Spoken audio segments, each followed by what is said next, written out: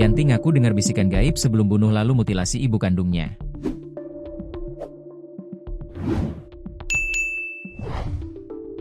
Yanti, 34, mengaku mendengar bisikan gaib sebelum melakukan aksi sadis membunuh, lalu memutilasi serta membakar jasad ibu kandung dan juga anaknya.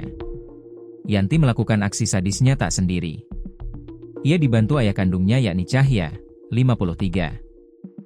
Yanti dan Cahya berkolaborasi membunuh Lilis, 54, demi menguasai harta benda korban. Diketahui, kasus pembunuhan berujung mutilasi menggemparkan warga Cianjur, Jawa Barat. Seorang IRT, inisial Y, 34, dibantu ayahnya, inisial C, 53, tega menghabisi nyawa ibu kandungnya. Bahkan, tak hanya ibu kandung, YR juga tega mencabut nyawa anak kandungnya yang masih berusia 3 tahun. Kasat Reskrim Polres Cianjur, AKP Tono Listianto, mengatakan, Yanti dan Cahya sempat mengelabui petugas dengan cara mengaku telah mendapatkan bisikan gaib.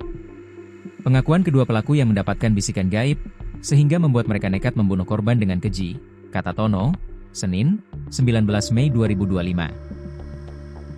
Namun, berdasarkan bukti dan fakta yang ada, Yanti membunuh Lilis karena memiliki dendam lama. Hasil pemeriksaan psikologis, tidak mengalami gangguan atau masalah kejiwaan.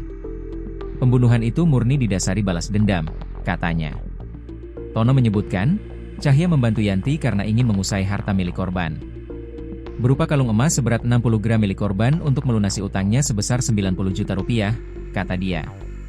Sebelumnya, Yanti warga kampung Cikadongdong RT Mei 03, Desa Cibanteng, Kecamatan Sukaresmi, Kabupaten Cianjur, diamankan polisi setelah membunuh ibu dan anak kandungnya sendiri.